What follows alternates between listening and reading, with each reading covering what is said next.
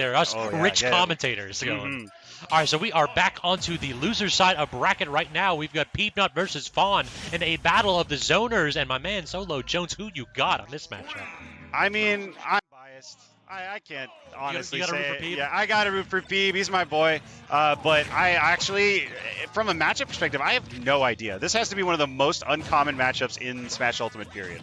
I would not be surprised. Yeah, this is an awkward one for sure. You talked about how Peabnut perhaps is piloting a character that has one of, if not the best neutrals in the game. I personally give the edge to Diddy Kong, I think, but I definitely agree with you that this is not a character to be underrated in neutral. But look at this though. Fawn already built up a heck of a lead. You know why? Trades.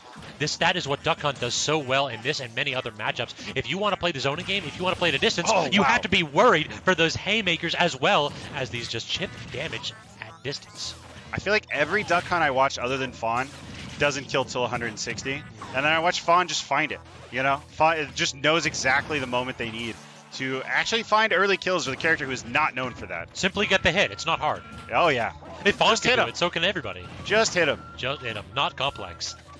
I don't think these two have played before, by the way. I was just trying to look that up. They have been at the same tournament, and Peabnut actually won the last tournament they were both at. The Cacophonous Clash? Yep, Fawn did come down for that one. But I don't think they played at that one. So this should be very, very interesting. Right now, Fawn making short work of the Peabnut. Making this look like a really bad matchup, if I'm being honest. It just feels like Peab cannot open Fawn up. Time and time again, she has been content to sit at mid-distance, which is typically not what you want to see, but great confirm right there off of the metal blade. Item toss in the back air is still a clutch tool in Peabnut's pocket. Look at that. I'm out. I don't want to deal with this for a minute. You got the space. Oh, that's so silly. That was a Looney Tunes moment if I've ever seen one. Talk to me in a moment, my friends. Also, I think we've seen this 4 or 5 times now. Peabnut is trying to use dash attack to get rid of the can, and as soon as he runs up to it, Fawn just activates it immediately. So that tool not quite coming in clutch here. Coming down to the ledge trap, there's more of those trades, which when you have this huge lead, you are welcoming those trades with open arms. You know, Duck Hunt kind of has that similarity to Snake, right?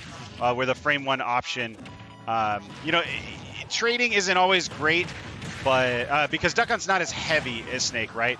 But Duck Hunt is very hard to hit. Agreed. So the damage that gets racked up can spell doom for your opponent, and that's what's going to happen this game one. Solo Jones, my man, that looked awful.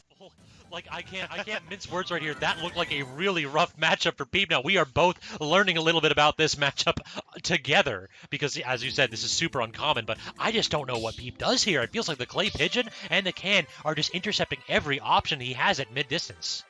Yeah, and I don't know, do you know where MPG is from? Maybe Fawn has some matchup knowledge from those other Mega Mans. Yeah. I don't know if that's a Northeast player or not, but MPG's is Tri-State as well, so that could very well do it. I've seen MPG win a bunch of the locals that Fawn's been at, so that could very well be it. It might very well be that there isn't a Duck Hunt of Fawn's prestige down in the Carolinas. Yeah, no, there's a Dachi, but I think a Dachi actually moved, so there's not too much Duck Hunt going on in that area of the world. So Peabnut has to figure this out during a set, which is not easy. Yeah, let's learn together. Yeah, absolutely. And you know what? I don't think Peabnut expected to have to play Fawn. Not for 5th, anyway. So this was might not be his most studied matchup. Now that I think about it, yeah, this is nuts. This is a match for 5th place here. This tournament is incredibly stacked. Yeah, it certainly is. Just shooters everywhere. Look at that. The Metal Blade does not seem to interact favorably with that Clay Pigeon. It feels as though the Clay Pigeon either goes directly through it or it'll trade with it. It's so funny seeing Peab just juggle the gunman off stage like that. The lemons just sent him all the way across. Oh, great tech. I mean, I was not ready for Peabnut to hit that one. That was absolutely clutch. Yeah, the reaction times are on point. Trying to go ahead and get the back air to claim the stock gear, but Fawn very wise to fade back.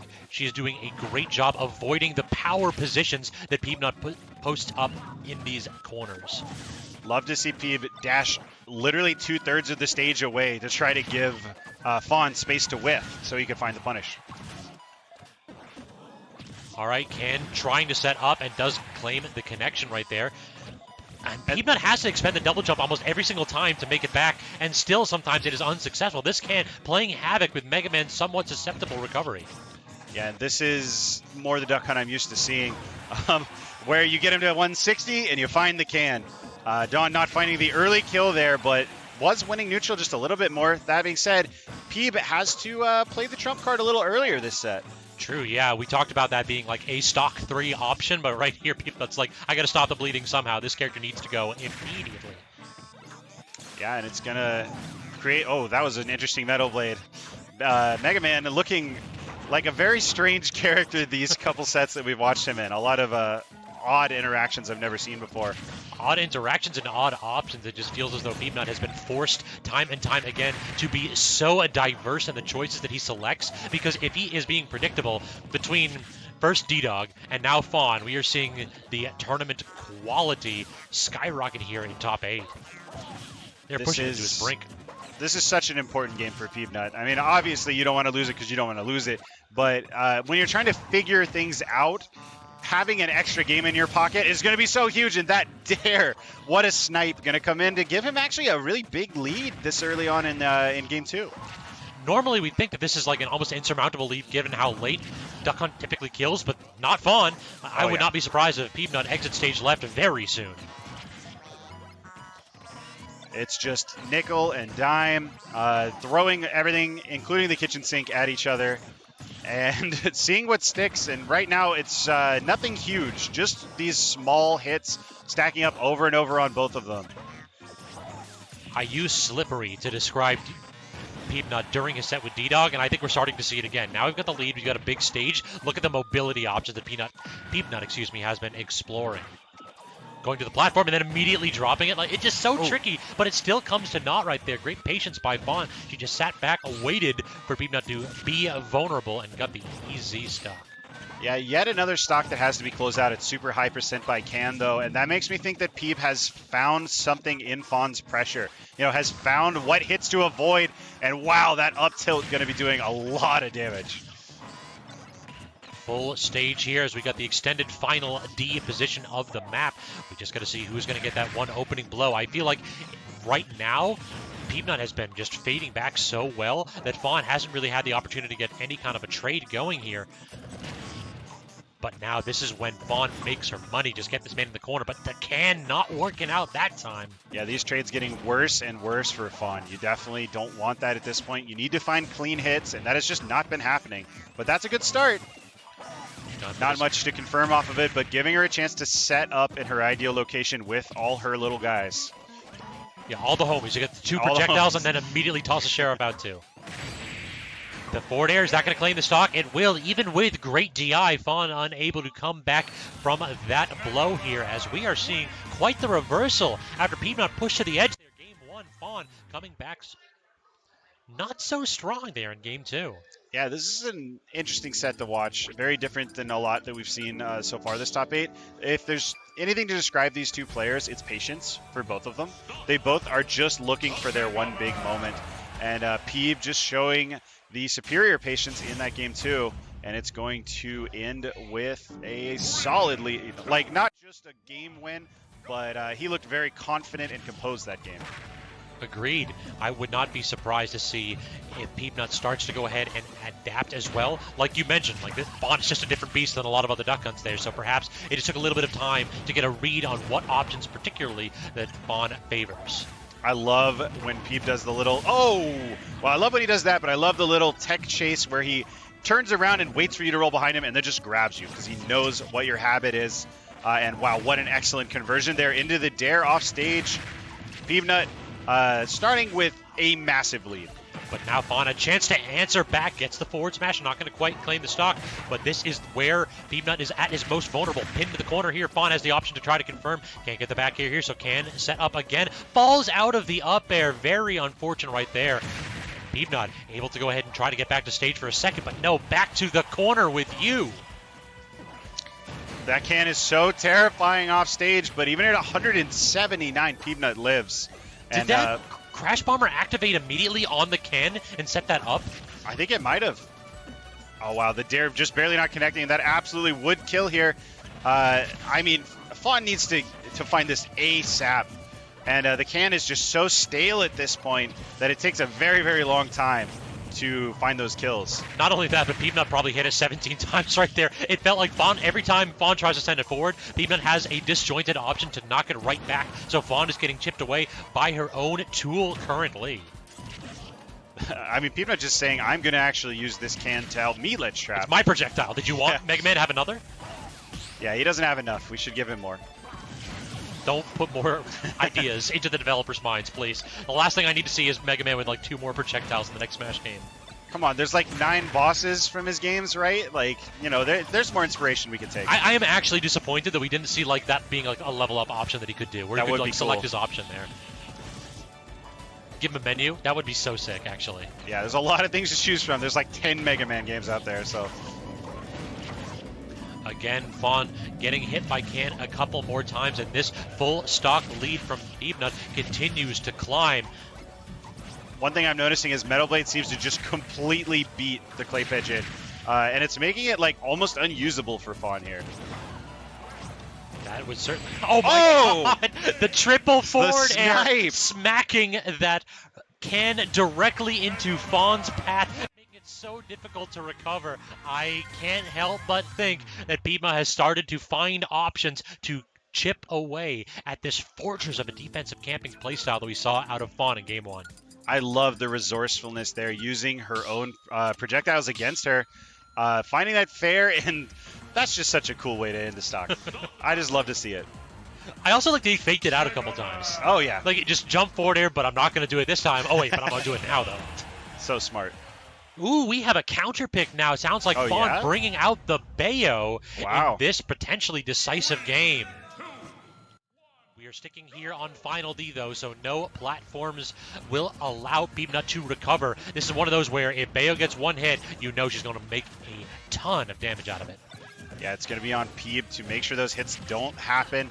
As we've been saying, you know, Mega Man is just nickel, dime, nickel, dime. He's sitting here, he's finding these small hits, and he just plays this incredibly safe neutral.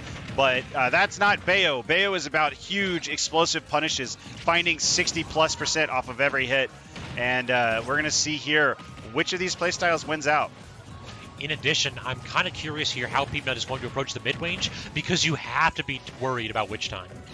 That is a counter that, if you're close enough to both the projectile and Mega Man will get slowed down by it. So that can lead to tons of damage or even early stocks here. Bayo, another character that can struggle to kill, but Peabnut not struggling whatsoever here in this Game 4. Excellent patience shown there. Waiting out the Bayo landing, right? You never want to be overzealous. You got to wait for that extra lag and punish, and then finding the edge guard right after. Just like a 100% hit rate here for Peabnut this game 4 so far. Tried to DI in there just to make sure that he did not die, so Peabnut able to make it back to stage just barely. That Crash Bomber making it a bit of a difficult proposition for Fawn to try to grab ledge and intercept that recovery. Now another ledge trap opportunity. You're not going to get the back air the first time. Fawn definitely posting up for it. Peabnut not biting whatsoever. Oh, wow. ABK trading with Mega Man's pressure, but the back air going to be found, and oh wow, excellent snipe off stage. But yeah, the damage, you know, it kind of swings back in the other direction than Peabnut's usual opponents. He's going to be killing a lot earlier than Bayo in most cases, but you know, Bayo just has to find that reward per hit to make it even. Trying to tap this shield safely has been Fawn, but so far unsuccessful, as Peabnut is able to convert into full stage control and a ton of damage, trying to sell out on the forward smash. But look at that, the forward smash set up the forward air so perfectly. That is a frame trap from mid-distance. And this could be a huge punish here for Fawn. I love the creativity in these combo routes, not just going for the tried and true Bayo stuff that you see every single time, using a lot of these up air bridges to make these punishes much bigger, and that might be it, but no, Peabnut DIing excellently and just barely not dying off the top. All of a sudden, though, we have almost an even game. If Fawn lands one back air, or even like a rapid jab at edge, that could very well be curtains here for Peabnut stock. So this is a question of, can Fawn stop the bleeding? Is she able to go ahead and land the killing blow that she needs, or is Peabnut just going to continue to chip away at this final stock of Fawn's tournament run? Hatch expended double jump right here. And Peabnut, like you said, slippery. slipping and sliding his way back to stage and waiting out that jab. Not fearing the rapid jab. He knew exactly the moment he could press that grab button. Confidence right here. 182. Still not going to claim it with that forward throw. Tries to set up a leaf shield. Not going to work out though. Great get up attack from Fawn. Back air again, not connecting. Forced to the corner again is Fawn. And this is a spot where you have to wonder, is Peabnut going to claim the stock with max rage? Z dropping and then reacting to the fact that it was creating shield pressure and just grabbing. Really beautiful tomahawk there. Gonna lead to another scary situation for Fawn. And it's given Peabnut time to get that Metal Blade. It's kind of like when Hero starts to farm those buffs. Even at 200, I mean, Fawn has 3 times in a row now gone for no pummels. Not trying to get any extra damage here. Instead, trying to get the DI mix-up on the forward throw, and Peabnut has been ready. This is a lot of damage. Bayo is not known for being a heavy. So this damage is looking very, very difficult to overcome. And that back throw might do it. And yes, Peabnut with an amazing show of adaptation to close out that game 4. I mean, after a dominant game 1, it just felt like Peabnut had all the answers. Even the Bayo counter pick not phasing this man a moment. Missing with the back air by frames, and now watch this. He immediately recognized that he has an opportunity for a punish, gets the back throw, sets up so much of opportunity for him to just wait it out. He isn't being over-aggressive. He isn't going off stage and saying, I need to get the kill. He is more than happy to toss out safe options until Fawn finally chooses the standard get-up. Yeah, but this is another of those situations of Peabnut saving an option for the very end. We have not seen him go for that back throw grab a single time. And he knew that that neutral get up was coming, and he knew he was going to hit that timing and seal out that stock. I mean, it feels as though we got the Peabnut special right there, which is like, have a little bit of rough time game 1, but then every game after got more and more and more dominant. Yeah. Cerebral is the perfect way to describe him. Never using more tricks than he has to, right? Like, he doesn't want to put all his cards on the table too early. Just going to